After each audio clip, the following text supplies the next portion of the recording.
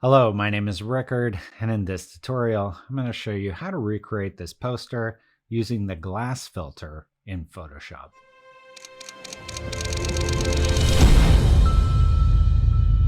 If you want to follow along, I have included all the assets that I use in a link in the description of this video. So go ahead, download that, and then let's dive into Photoshop. Let's go to the New File button, click on that.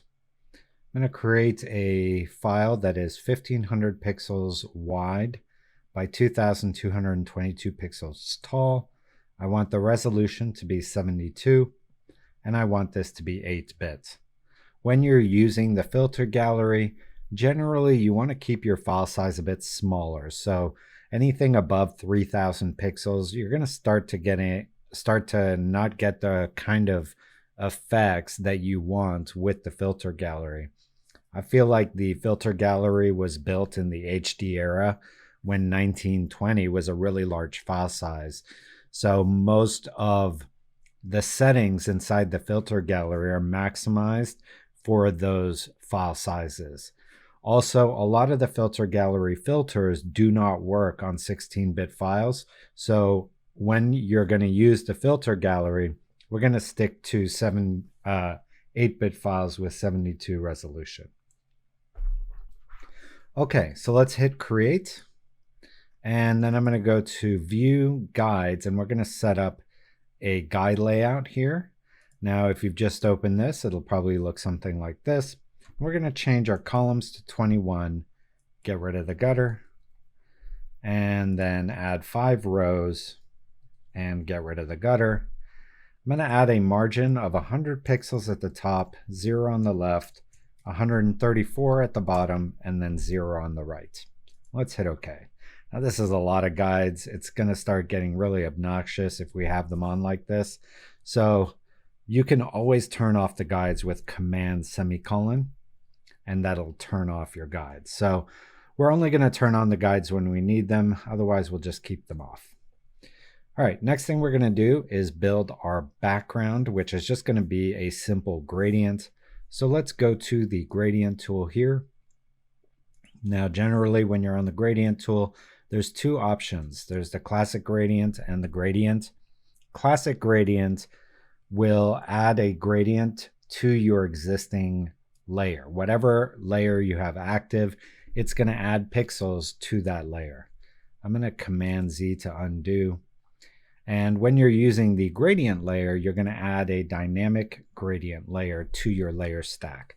So those are the 2 options when you're using gradient. I usually prefer using the classic gradient. However, because this is going to be our background and I do want it interactive, we're going to use our gradient layer here. So let's first change this to I'm going to go ahead and throw this away. We'll just start again here.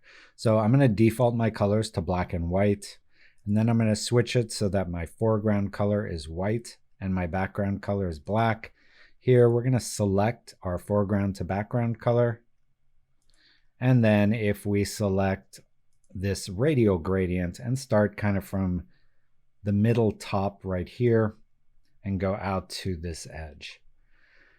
And I don't want this to be a pure white, so I can double click on this little handler there and just change this to a light gray. And then on my black, I'm going to double click that as well and just change it to a dark gray. And we can call this layer background. Okay, next we're going to pull in our subject. So let's go File, Place Embedded. And in our Assets folder, we're going to grab this Ashton file. And it's gone ahead and placed it. Let's do Command T for transform. I'm going to make this the size of my file and center him up. So that looks good. I also want to get rid of this white shirt showing through his jacket here. I want the shirt to be tucked in, just because I'm putting my lettering down here, and that's going to conflict with my white lettering.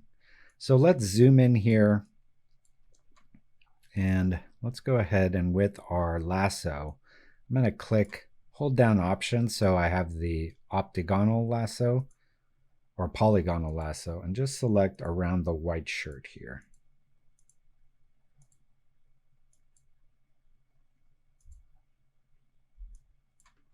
And I'm going to do this entire part here, so something like this.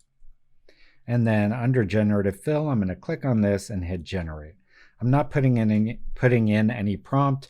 I'm hoping that Photoshop knows that basically I just want to remove this or replace this with the context in the image. So this one is probably my best, but I'm not crazy about that. I'm going to try, if you're not getting the results that you want, a lot of this is trial and error, but I think the thing that has the biggest effect is just changing what you have selected. So here I've made my selection a little bit bigger, given the AI a little bit more room to play with. I'm going to see if that gives me a better result.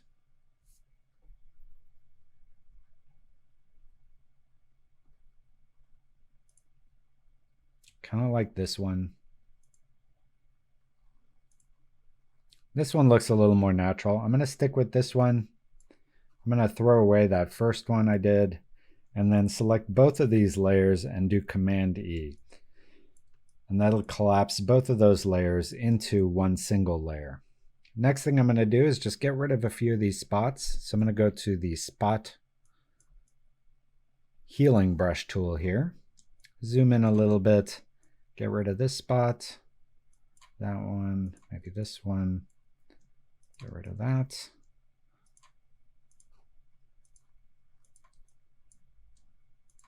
And that's good enough. All right, next thing I'm going to do is cut him out of the background. So for that, I'm going to use the Object Selection tool and just do a rectangle around him. So just like this. That looks good. Let's go to Select and Mask. I'm going to hit the Refine Hair, see if that gives me some better results. I'm seeing a little bit of not a great selection right here. So maybe if I use the Refine Edge tool and just paint right in there, kind of in there. That looks better. All right, let's hit OK. I'm going to add a mask to this layer. And then I think what I'm going to do, just because I see a little bit of his nose is now missing, I'm going to temporarily turn off the mask by holding down Shift and clicking on it. I'm going to go onto my pen tool, and I'm just going to do a selection of everything but his hair, just for the front profile of his face, just because this is a very important element of this composite. And here I'm just clicking, and if I want a curve, like here, I'm going to click and drag. That'll give me those handlers, these handles that allow me to adjust the curve of my path. And you want to make sure up here you're on path, not shape. And we'll just go around his nose here. Get a nice clean selection.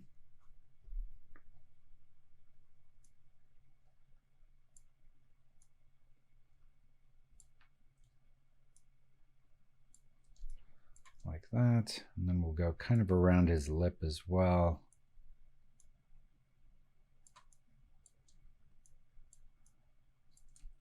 And kind of where his chin would be as well. So something like this.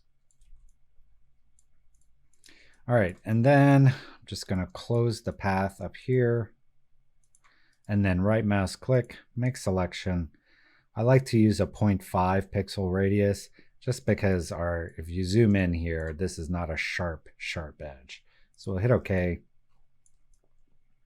And then let's go ahead and isolate our mask. To do that, rather than holding Shift, we're going to hold down Alt or Option and click on the mask. And I want to fill this in with white. So I'm going to make my foreground color white and then do Option Delete or Alt Backspace. And that should do the trick. So now I have a cleaner edge there around him. And that looks good. I'm going to go ahead and right mouse click here and convert this to a smart object. And I'm going to go to my camera raw filter, and I'm going to try to maximize the dynamic range here. So I'm going to click on black and white, and then go under light, kind of go to my shadows and push those up. Maybe a little bit on the exposure as well. And under effects, I'm going to maybe try to use some dehaze.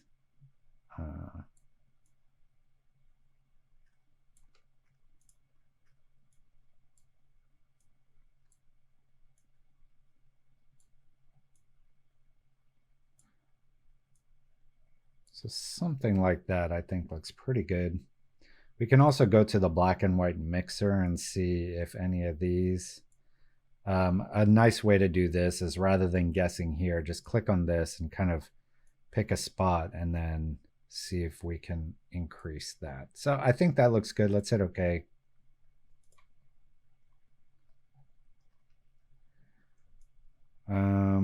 Maybe a little bit too light. I don't want him kind of melting into the background. So let me open this back up, go to light, just take this exposure down a little bit. That looks better. We can also increase the contrast here by making our light a little bit lighter. So something like this. And then the other thing we can do is, back in our camera raw filter, maybe just increase the contrast a little bit.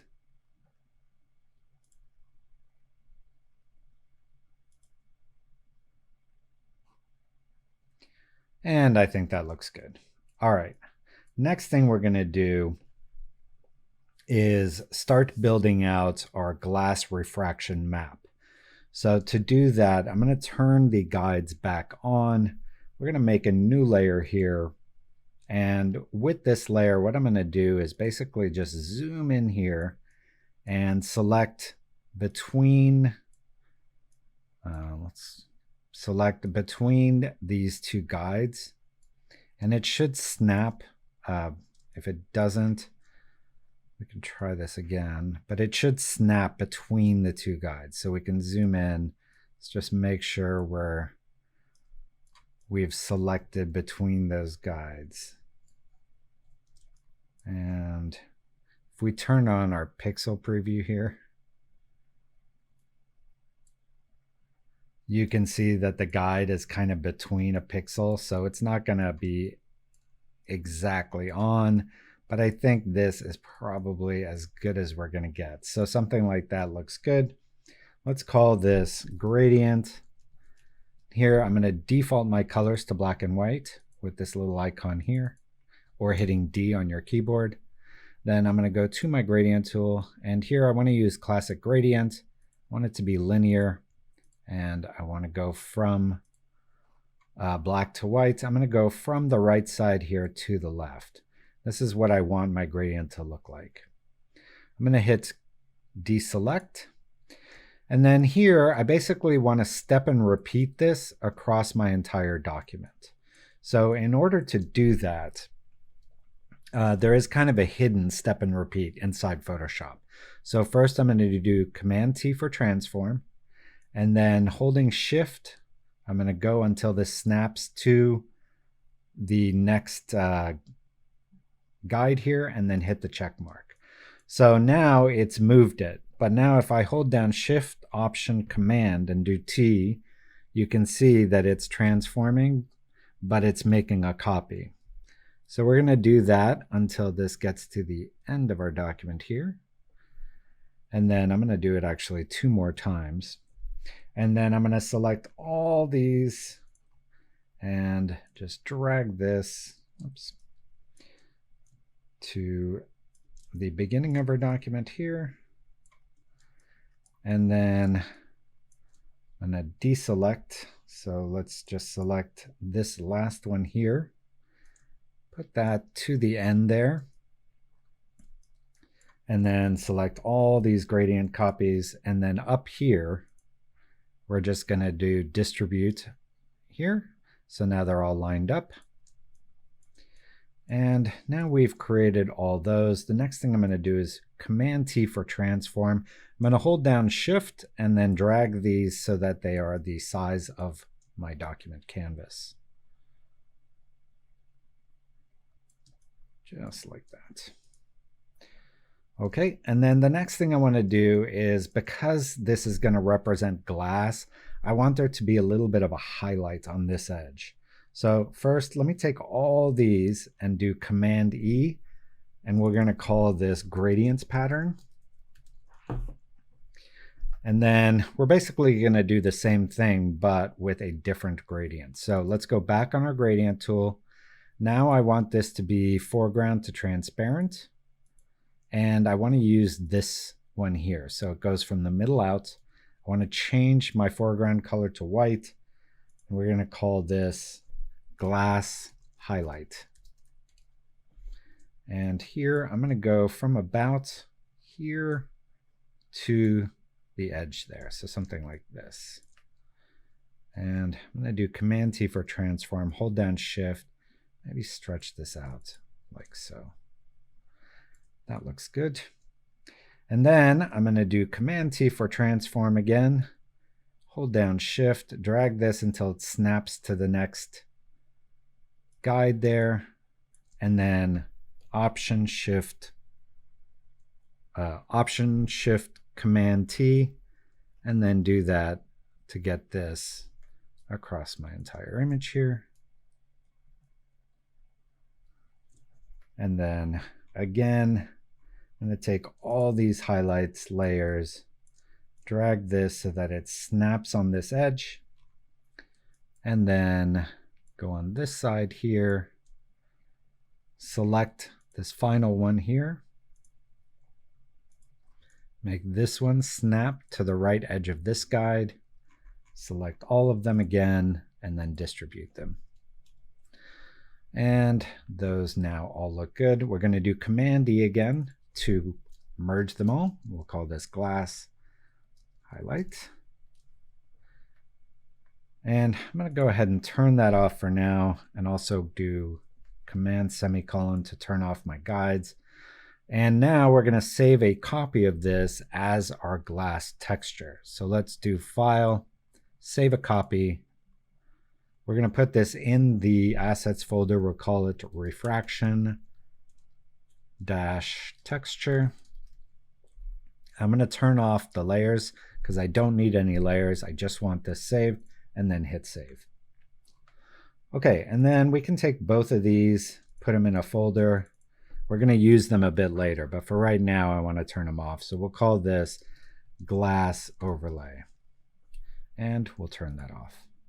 Okay, next, we're going to apply our glass filter, but I want to apply it to a flat image.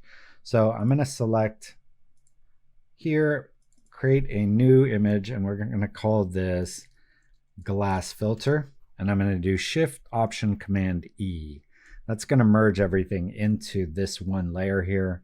And I'm going to convert this to a smart object. So when I apply the filter to it, it applies the filter as a smart object. I can always go back and change my settings.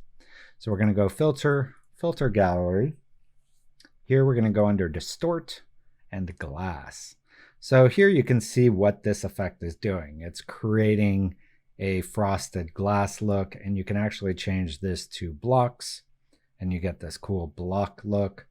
You can also change it to canvas, which uses a canvas texture. Frosted we already saw, and then tiny lens. So here, you know, kind of gives you that look as if you're looking through a shower glass or something. Now this here is what we're going to use, this load texture. And this allows us to load our own custom texture. So here we're going to select this one that we made called Refraction Texture, load that, and you can see we're starting to get the effect that we want. I'm going to change the distortion from 5 all the way up to 19. And we're going to keep the smoothness to probably around maybe 8. And basically what this is doing is it's adding a blur to our refraction texture. But I think this looks good. We're going to make sure this stays on 100% because we know our refraction map is exactly the same size as our image. So if I started scaling this up, my glass overlay texture is no longer going to line up with this, and I do want it to. So we're going to leave that on 100, and then we're going to hit OK. Okay, so that is that cool refraction effect. And if we turn this back on, I'm going to turn the gradient pattern here to overlay and set this to 30%. And that looks good. And then these highlight overlays I'm going to put on screen, and I'm going to take those down to maybe around 20%. I want those pretty subtle. And I actually might want to move them to the left a bit. So I'm just going to hold down Shift and then click my left arrow once. Maybe move them a little back by 3. So that looks good. And then I'm going to take both of these and add a mask to this glass overlay here. And then I'm going to go on to my gradient here. Make sure I'm on classic gradient, radial. Make black my foreground color, and then just kind of from the center of the image, do this so that it's getting rid of the overlay where his face is, but leaving it in the rest of the image. Just like that. And I'm liking that. I do think that he feels a little bit right heavy, meaning I want to move him to the left. And this is where having these layers is quite important. So here, if I take him in this bottom layer and just move him over to the left to about there, then I'm going to remake my flat glass filter layer with Option Command Shift E. And then if I convert this to a smart object, then I can take this smart filter and just drag it to that layer. And there you have it. I think that looks better. We can throw this one away, and we'll change this one to glass filter. And then I can turn my glass overlay back on. Okay, so that kind of finishes the effect. The other thing I do want to do here, and if this is too strong, which I feel like my highlights are still a little bit too strong, I kind of want those to be more subtle. So I'm going to take those down even more till probably around 10% is honestly strong enough. Okay, so I'm happy with that. Now, the one other thing, or two other things I want to do to the image portion of this is add a heavy grain, and then also just add a little bit of subtle yellow coming in the bottom right and the bottom top. They have that in the original Ripley poster, and I kind of like that touch of color. So first, let's add our film grain. I'm going to make a new layer here, and I want to fill this in with gray. So let's just make a 50% gray here. Do Option Delete to fill it in. And then we're going to go to Filter, Noise, Add Noise. And that looks good. 12.5 monochromatic, Gaussian, hit OK. We're going to put this on Vivid Light. You can see that's a very strong grain effect. And here, we're just going to take the fill down until it's pretty subtle. Probably around 40 looks good. And then we can add our yellow lights. And here, I'm going to go back onto my gradient tool. I'm going to go onto linear here. Classic gradient. I'm going to change this color here just to like kind of a murky, yellowy, lime yellow color. So something like this. Have a little bit of that color coming in here and here. I'm going to change this to soft light and then take the opacity down until it's like super, super subtle. So probably around 15% is enough.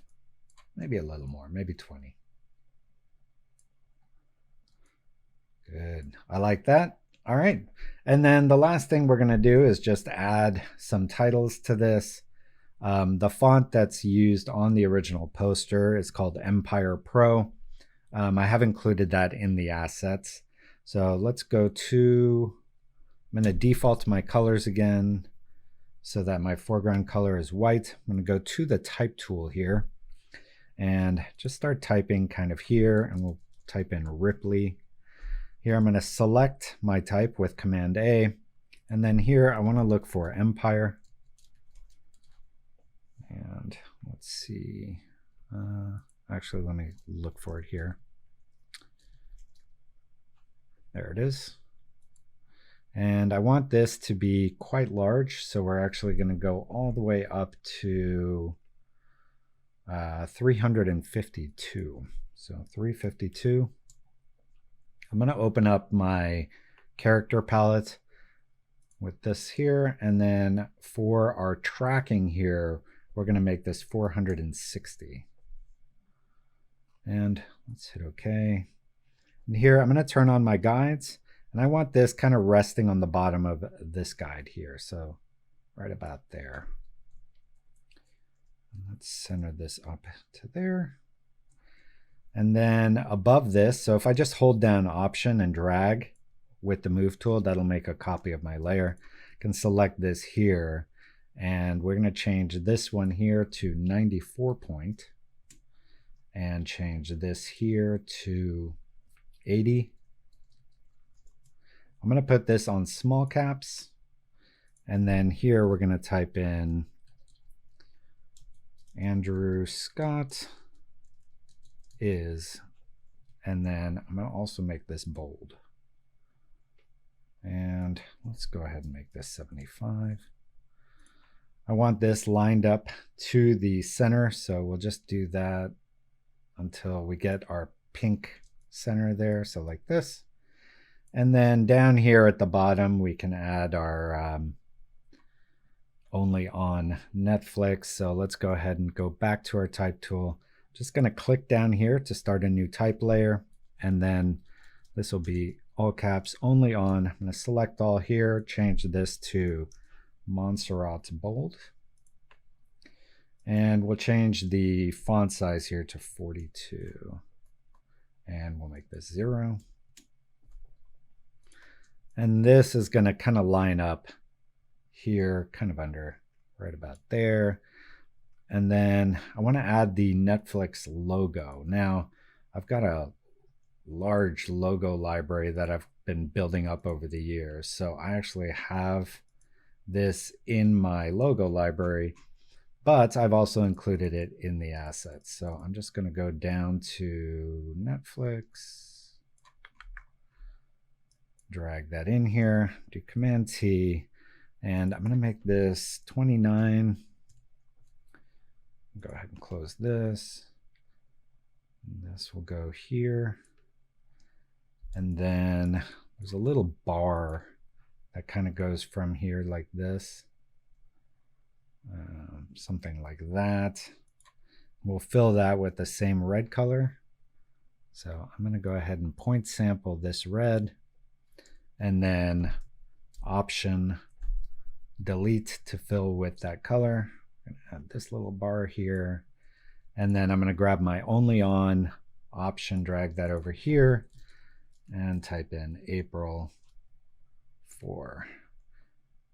And let's go ahead and make this all caps, not bold, and we're going to make this 65. And also on this one, the only on, I'm going to take this, put it on all caps, and get rid of that bold. So there you go.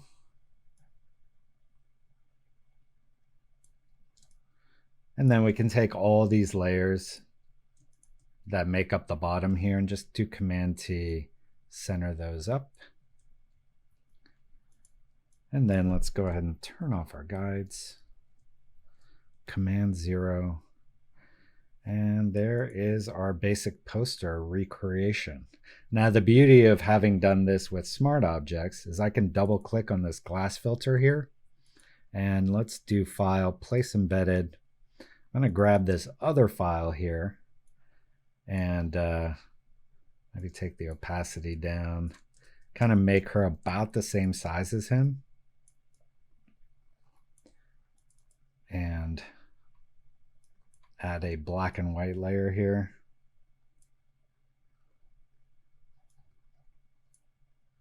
And let's go ahead and close this. And you can see now we instantly have that same cool effect being applied to this image. And I'd probably want to make this a little bit darker just so that we could read our text here. Because I have my glass overlay here, I can actually just add like a black gradient to the bottom, and it's still going to have some of that glass effect. So something like this still looks pretty cool. You can also go in here and maybe try a different image. I have one more inside of our assets, this one here. Again, I'm going to make it about the same size, so just adjust our size here to something like this. Close that. And there you have it. So a very cool effect. And once you have the file set up, it's very easy to try it with different images. Hopefully you learned some tips, tricks, and techniques that you can use in your own projects. And if you enjoyed this video, please subscribe to my channel, leave me a like, a comment, share this video, turn on your notifications, do all that good stuff. I do love to read all the comments, and I do try to respond to them. Now, if you're interested in professional Photoshop training that is project-based, check out Nucly.com. I do sell professional training for Photoshop as well as professional quality tools, assets, presets, and so forth. So check that out. Otherwise, here are some free tutorials you can check out. I'll see you next time.